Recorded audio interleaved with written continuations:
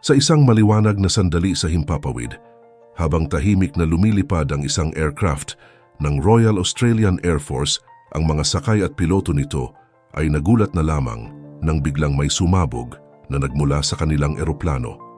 Ang insidente ay hindi matukoy kung saan nagmula, subalit ito pala ang magdadala sa kanila sa panganib. Ano ang nangyari Australian aircraft na ito at bakit ang itinuturo nilang salarin ay walang iba kundi ang China? Ito ang ating aalamin sa ating video ngayon.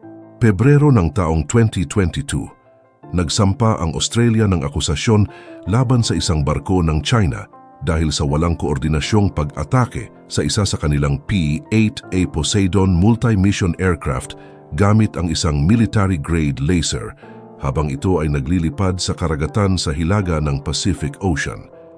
Ayon sa Department of Defense ng Australia, naganap ang insidente matapos ang mga pagtatagpo ng mga military vessels ng China sa Makassar Strait noong Pebrero 11, 2022, kasama ang isang frigate ng Royal Australian Navy at muli sa Arafura Sea noong Pebrero 12 kasama ang isang Royal Australian Air Force P-8A.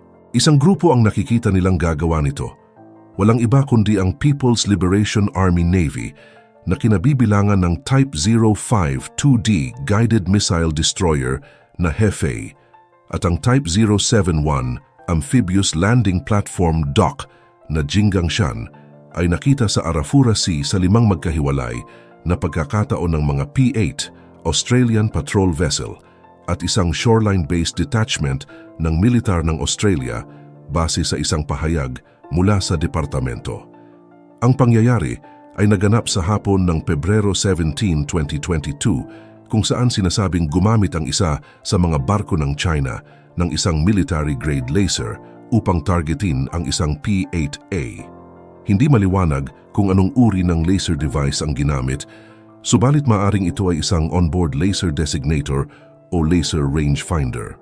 Ang insidente ay naganap sa mga coordinate na malapit mismo sa Australia ayon sa Australia, na itinuturing na nasa exclusive economic zone ng bansa, 430 milya hilagang silangan ng lungsod ng Darwin at 65 milya mula sa baybayin ng Australia.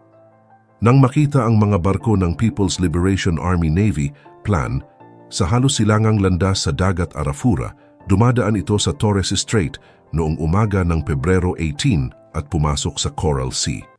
Tinutulan ng Department of Defense ng Australia ang inilabas nilang unprofessional and unsafe behavior ng militar, habang tinawag ni Punong Ministro Scott Morrison ang alleged na aksyon ng China bilang mapanganib at walang ingat para sa isang propesyonal na hukbong dagat.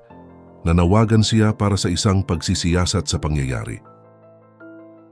Bagaman ito'y malamang na hindi magdulot ng pisikal na pinsala sa sasakyang panghimpapawid, ang paggamit ng laser ay maaaring makagambala sa mga piloto o magdulot ng pinsala sa kanilang mga mata. Inihayag ng China na ang mga operasyon ng PLAN ay na-maintain ng maayos at naayon sa standard, na sumusunod sa internasyonal na batas at protocol. Bukod dito, inakusahan din ng China ang Australian P-8A ng malicious and provocative actions. Naging maingat ang mga bahagi ng China bilang tugon sa mga akusasyon ng laser incident sa pagitan ng kanilang sasakyang panghimpapawid at ng Australia. Ayon sa isang pahayag mula sa Ministry ng Pambansang Depensa ng China, kinumpirma na ang P-8A ay lumipad sa layo mula sa mga barko ng PLAN at hindi lalampas sa 4 na kilometro, bagamat may mga sunubuoy na ibinagsak malapit sa mga barko. Inakusahan din ng China ang Australia ng pagkalat ng maling impormasyon sa insidente. Ang Australia, sa kabilang dako, naglabas ng mas detalyadong impormasyon hinggil sa pangyayari na nagpapakita na ang mismong sasakyang panghimpapawid ay hindi lumalampas sa 2.5 milya mula sa mga barko ng China. Tinukoy ng kanilang gobyerno na malayo ang sasakyang panghimpapawid mula sa mga barko at tamaan ng laser sa 1,500 talampakan upang hindi ito makasagabal sa kaligtasan. Kinumpirma rin nila ang pagbagsak ng sunubuoy, subalit hindi ito nagdulot ng panganib sa kaligtasan. Sa mga pahayag ng mga eksperto tulad ni Kevin Noonan, napansin na ang litrato ng China ay nagpapakita ng float at antenna assembly ng isang sonobuoy na karaniwang hindi magdudulot ng panganib maliban kung susubukan kunin ito. Tinukoy rin ang mga naunang insidente ng laser harassment sa South China Sea at sa iba pang lugar na nagdulot ng tensyon sa rehiyon. Ang mga pangyayaring ito ay nagpapatunay sa patuloy na tensyon sa South China Sea kung saan ang mga bansa tulad ng China at US ay patuloy sa kanilang mga pagsusumikap para sa kontrol sa rehiyon. Sa kabilang banda, naglabas naman din agad ang China ng kanilang statement ukol sa nangyaring insidente at itinanggi ito. Sa pagtugon ng China sa reklamo ng Australia tungkol sa laser incident sa pagitan ng kanilang barko at sasakyang panghimpapawid, itinanggi ng tagapagsalita ng Foreign Ministry noon na si Wang Wenbin ang aligasyon at hinimok ang Australia na itigil ang malisyosong pagkalat ng impormasyon. Ayon sa China, ang kanilang barko ay sumusunod sa internasyonal na batas habang nasa exclusive economic zone ng Australia. Sinabi ng Australia na ang sasakyang pandagat ng China ay gumamit ng laser sa kanilang nasabing sasakyang panghimpapawid sa malapit ng kanilang nasasakupan sa Hilaga. Tinanggap ng China ang batikos ng Australia at iginiit na sumusunod sila sa internasyonal na batas. Binigyang diin ni Wang na ang barko ng China ay sumusunod sa lehitimong karapatang pangdagat alinsunod sa internasyonal na batas. Sa panig ng mga eksperto, si Song Jongping, isang Chinese military expert, ay nagpahayag sa Global Times na ang Australia ay hindi nagbigay ng sapat na detalye sa kung gaano kalapit ang kanilang sasakyang panghimpapawid sa barko ng China. Bago tayo magpatuloy kaalam, i-share ko lang itong natuklasan kong good news. May anak o kamag-anak ka bang nag-aaral? Malaking tulong itong reviewers na ito sa pag-aaral ng anak o kamag-anak mo. Sa halagang 50 pesos lang ay mapapasayo na ang 20+ reviewers. Philippine Licensure Examination Reviewers for Nursing, Teachers, Pharmacists, Accountant, Criminologists, Agriculturist, Air Force, PNPA, Fire Officer, Cadetship, DOST Reviewer, English Reviewers, College Collections Reviewers, Civil Service Exam Reviewers at marami pang iba. I-click lang ang link sa description at comment section. Note, limited slots na lang ang available. Thank you. Samantala, si Dr. Malcolm Davis, isang senior analyst sa Australian Strategic Policy Institute, ay naniniwala na ang kilos ng China ay labag sa kanilang eksklusibong ekonomikong zone at hindi katanggap-tanggap ito. Hindi isinasuggest ni Davis ang militar na hakbang, ngunit mas naniniwala siya sa pampulitikang at diplomatikong hakbang bilang tugon sa insidente. Kahit pa nananatiling nasa gitna ng diplomatikong alitan ang Australia at China, ang sagot pa lamang ng mga bansa ay nagbibigay sa atin ng kaalaman sa kasalukuyang sitwasyon. Pero anong uri ba ng laser ang ginamit ng China? Sinabi ni Dr. Davis na ang laser na ginamit laban sa sasakyang panghimpapawid ng Australia ay isang military-grade laser device kumpirmado ng Defense Department na nakita ng kanilang RAAF P-8A Poseidon ang nasabing laser na nagpapailaw. Gayunpaman, hindi pa tiyak kung anong uri ng laser ang eksaktong ginamit sa Australian aircraft.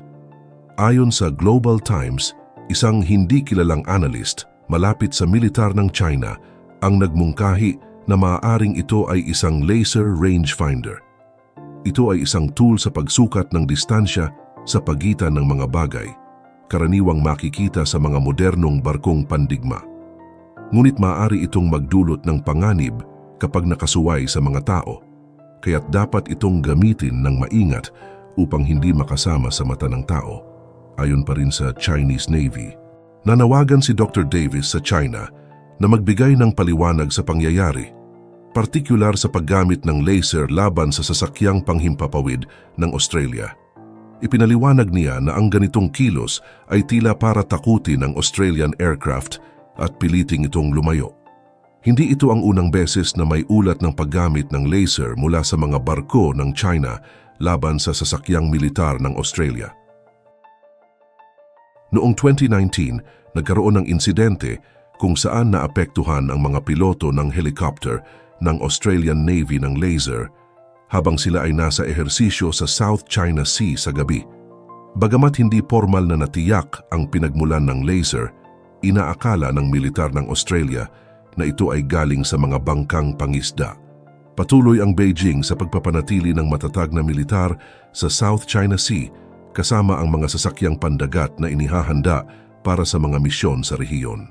Noong 2018, naglabas ng formal na reklamo ang US laban sa China dahil sa paggamit ng laser na inilabas laban sa kanilang sasakyang panghimpapawid na nagresulta sa minor na pinsala sa mga piloto sa Djibouti kung saan parehong may base militar ang dalawang bansa.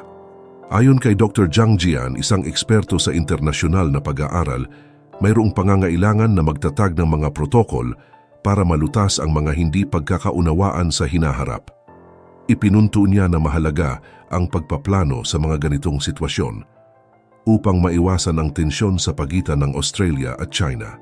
Ang Canberra ay tumukoy sa mga laser bilang military grade na nagpapahiwatig na ito ay mas advanced kaysa sa normal na laser pointer.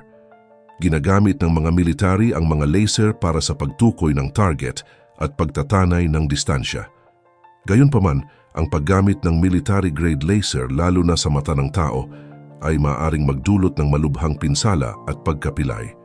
Ang lahat ng laser ay nasisira habang dumadaan sa atmosfera, lalong-lalo na kung may usok, tubig o iba pang particles na nagiging sanhi ng pagbaba ng enerhiya na naaabot ng target. Ang military-grade laser ay mas malakas at may kakayahang magtakilya sa mas malalayong distansya.